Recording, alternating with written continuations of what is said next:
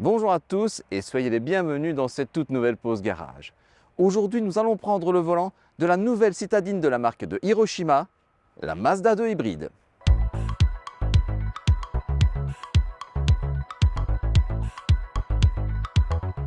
Officiellement dévoilée le 6 décembre 2021, cette Mazda 2 ne vous est peut-être pas étrangère.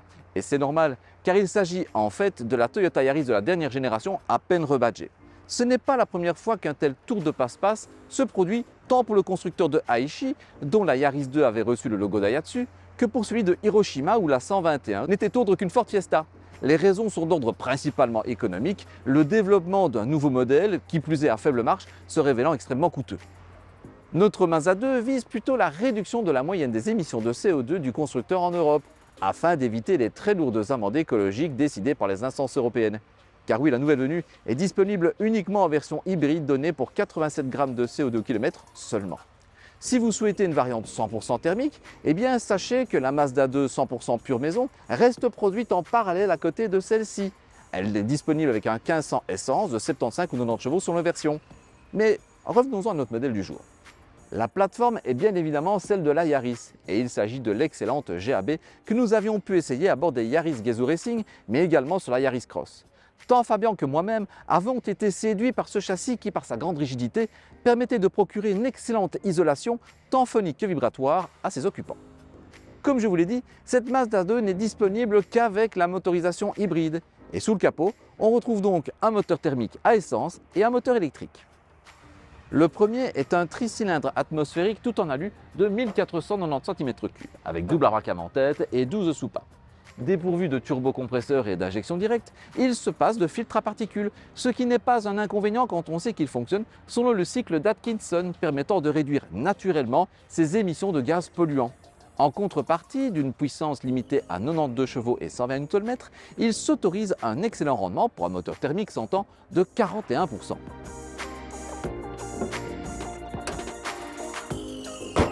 Toujours disposée sous la banquette arrière, la batterie a troqué sa composition nickel-métal hydrure pour une plus moderne lithium-ion.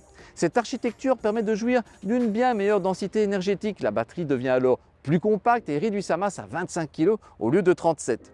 D'une capacité de 0,76 kWh, elle alimente le second moteur du véhicule, une unité électrique de 80 chevaux et 141 Nm. La réduction de la consommation étant l'objectif premier de cette hybridation, la puissance maximale cumulée de ces deux moteurs est limitée à 116 chevaux.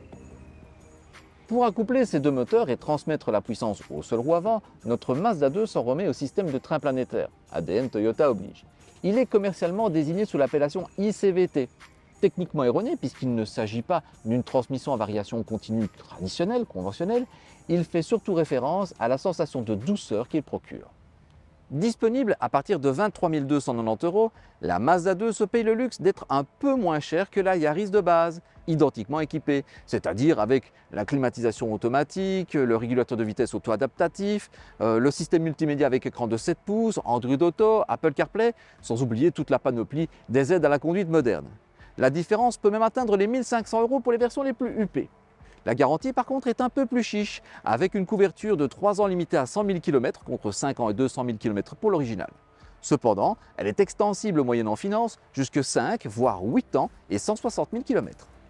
Avant de poursuivre cet essai, je tiens à remercier très chaleureusement notre partenaire, le groupe L'Universel. Ils sont concessionnaires officiels Hyundai, Suzuki, MG et bien évidemment Mazda en région liégeoise et verviétoise. Vous trouverez toutes leurs coordonnées dans la description située sous cette vidéo. N'hésitez pas à les contacter, ils se feront un plaisir de vous renseigner sur votre future Mazda. Et allez savoir, ce sera peut-être une 2 hybride comme celle-ci.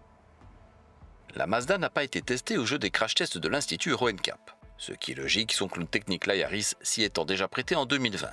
Elle y a brillamment décroché la note maximale de 5 étoiles sur 5, avec d'excellents scores de 86 et 81% pour la protection de ses occupants respectivement adultes et enfants. Mais elle a également obtenu un très bon 78% pour la protection des piétons et 85% pour la dotation en série des équipements de sécurité. Avec 3,94 m de long pour 1,74 m de large, la Mazda 2 est une des polyvalentes les plus compactes du marché. Tout bénéfice pour la circulation en centre urbain, où sa maniabilité se voit renforcée par un diamètre de braquage entre trottoirs de 9,8 m seulement. Sans surprise, l'accès au coffre s'effectue par le biais de I/O. Le seuil relativement haut ne facilite pas les manœuvres de chargement et de déchargement. Le volume disponible est de 286 litres en configuration 5 places, contre 935 lorsque la banquette asymétrique est rabattue. Si l'accès aux places avant se montre très facile, celui aux places arrière nécessitera un peu plus de souplesse au vu de la petitesse des ouvrants. L'habitabilité avant est étonnamment généreuse pour un si petit véhicule. Les contreportes sont creusées pour permettre de bénéficier d'une largeur au coude tout à fait exceptionnelle pour un véhicule, rappelons-le, de seulement 1,74 m de large. À l'arrière, la Mazda 2 est homologuée pour 3 personnes. Mais comme bien souvent dans la catégorie des polyvalentes, l'espace n'est réellement suffisant que pour 2 adultes. Dans ces conditions, les plus grands gabarits, comme Fabien, trouveront leurs aises pour les jambes grâce à ce grand empattement de 2,56 m et seront vraiment à la limite 1,86 m pour la garde au toit. Et j'apprécie tout particulièrement le confort de la banquette au niveau de l'assise bien moelleuse et de ce dossier très agréablement incliné. La seule chose que je peux regretter, c'est la taille des surfaces vitrées qui est limitée au vu de cette ceinture de caisse montante. Les designers ont en effet sacrifié la générosité des surfaces vitrées sur l'autel du design. Cependant, cela n'entrave que la visibilité 3/4 arrière, le reste du panorama étant relativement bien dégagé. Pour vous aider lors des manœuvres, il y a bien évidemment des aides à la conduite électronique, comme les radars de stationnement à l'avant, à l'arrière, la caméra de recul. Mais pour cela, il faut monter en gamme ou prendre un pack. L'intérieur est vraiment sympa, à commencer par ce tableau de bord avec toutes ses rondeurs. Vous avez une finition d'excellente qualité. C'est vrai que l'intérieur est constitué uniquement de plastique rigide, mais ça ne pose pas de souci, parce qu'ils ont un aspect bien mat, ce qui fait qu'ils sont très valorisants. Ils sont très épais, ils semblent faits pour durer très longtemps, et ils sont magnifiquement bien assemblés. Et dans la planche de bord, un peu partout dans l'habitacle même, vous disposez d'énormément de rangements qui sont super bien pensés, très vastes, et même dans certains, vous avez une espèce de caoutchouc pour éviter que les objets ne fassent du bruit lorsqu'ils sont posés à l'intérieur. Face à moi, bien sûr, vous avez un écran qui trône au sommet de la planche de bord. De base, c'est un écran de 7 pouces. Ici, comme nous sommes dans une version haut de gamme, c'est un écran de 8 pouces. Au niveau de la connectivité, de la rapidité, de la fluidité, tout ça est à jour. Au niveau de la résolution, là, on voit bien qu'on est une petite génération en retard. Ce n'est pas problématique, mais c'est moins net que certaines dernières réalisations du moment. Et puis surtout, nous avons le plus important, nous avons la connectivité avec Apple CarPlay et Android Auto fournis de série dedans. Ça, c'est très très bon.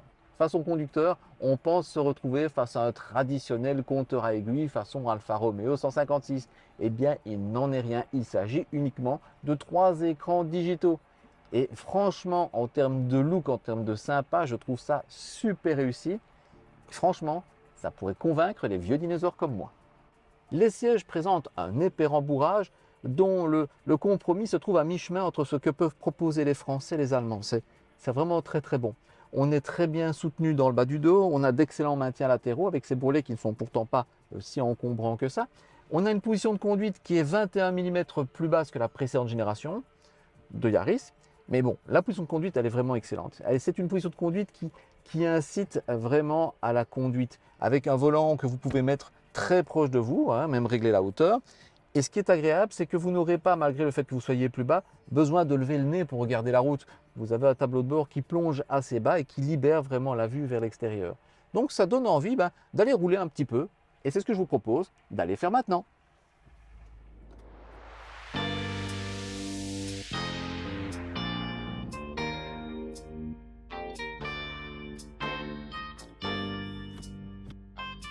En bon hybride, la Mazda 2 démarre en tout électrique. Si vous recherchez les performances chronométrées, la Mazda 2 hybride n'est bien sûr pas celle qu'il vous faut. Certes, les 100 km/h sont atteints en moins de 10 secondes et elle fait preuve d'une sacrée vivacité. Mais le système intraplanétaire induit un typique phénomène moulin à café lors des fortes accélérations. Cet effet est nettement mieux géré que par le passé, notamment grâce à la limitation du régime moteur. Cette transmission, et là vous ne voyez pas les guillemets que je fais avec mes doigts devant mon micro, préfère jouer la carte de la douceur et de la baisse de la consommation. Le comportement routier est vraiment excellent. On a un châssis qui est vraiment très dynamique, avec vraiment de très bonnes mises en appui, vraiment beaucoup de sûreté. Et en même temps, on le sent qu'il a tendance vraiment à enrouler. C'est vraiment super agréable. C'est vraiment un châssis qui est au top. On a une direction qui est judicieusement assistée, avec un diamètre de braquage ultra court, mais vraiment la direction assistance électrique, elle est parfaite. On a vraiment sur autoroute un point milieu qui est bien marqué et qui permet de vraiment garder sa trajectoire et d'y être rivé. Et en même temps, quand on commence à rouler sur les petites routes, eh bien on a vraiment une direction qui est très directe, très précise et qui retransmet bien des infos et qui n'est pas trop légère. Le freinage est très bien aidé dans sa tâche par la régénération de la batterie qui permet vraiment de pouvoir desserrer de manière puissante en toutes circonstances. Si le châssis fait preuve d'un dynamisme réjouissant, ça ne se fait pas au détriment du confort qui est vraiment excellent. Avec une suspension qui est vraiment très douce et qui est bien aidée, il faut dire, par les pneumatiques à flanc, on est 185-65 par 15. Et puis il y a ces sièges avec cet épais rembourrage qui permet d'être vraiment très très bien installé dans le siège. Et puis il y a l'insonorisation qui est vraiment excellente elle aussi. Lorsqu'on est en mode électrique, on a tendance à écouter un peu tout ce qu'on a comme bruit autour de soi. Il faut avouer que ce soit les bruits de roulement ou de vent, même sur autoroute, on n'entend vraiment rien. Et lorsque la mécanique thermique se remet en route, là on l'entend, mais elle est très très bien isolée, très très bien calfeutrée, ce qui fait qu'on a l'impression qu'elle est là-bas, très loin, tout au bout, alors que le capot est super petit. C'est vraiment très réussi. Donné pour 3,8 litres en consommation mixte sur le nouveau protocole WLTP, soit 87 grammes de CO2 au kilomètre, la Mazda 2 hybride a consommé 4,8 litres en moyenne au cours de cet essai. Au vu de la conduite adoptée au cours de cette journée, il s'agit d'un résultat assez bluffant. Avec 36 litres de contenance, le réservoir autorise une autonomie autoroutière oscillant entre 600 et 700 km. Quant à la petite batterie électrique de 0,76 kWh, elle autorise une autonomie full électrique en ville d'environ 2 km.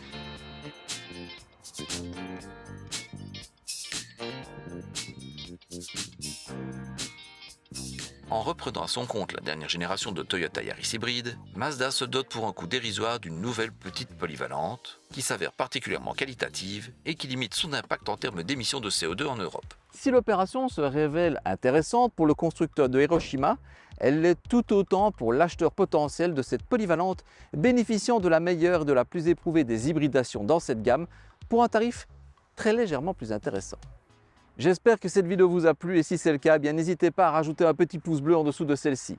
Si la chaîne vous a intéressé, vous pouvez également vous abonner et dans ce cas-là, n'hésitez pas à activer la cloche de notification qui vous permettra d'être tenu au courant de chacune des sorties de nouvelles vidéos sur la chaîne. Vous pouvez également consulter notre actualité sur les réseaux sociaux et sur notre site internet. Il ne me reste plus qu'à vous dire merci d'avoir regardé cette vidéo et à la prochaine et d'ici là, soyez prudents sur les routes. Ciao!